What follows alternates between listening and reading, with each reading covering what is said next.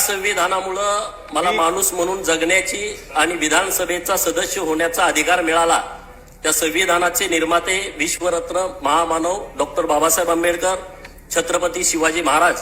पुण्यश्लोक अहिल्यादेवी होळकर, सुभेदार मल्हारराव होळकर, महाराजा यशवंतराव होळकर, महात्मा ज्योतिबा फुले, सावित्रीबाई फुले, अण्णाभाऊ साठे, महर्षी वाल्मिकी, महात्मा बसवेश्वर या सर्व महामानवांना विनम्र अभिवादन करून मी गोपीचंद हिराबाई कुंडलिक पडळकर अखंड हिंदुस्थानातील धनगरांचं आराध्य दैवत श्री बिरोबाला साक्षी ठेवून शपथ घेतो की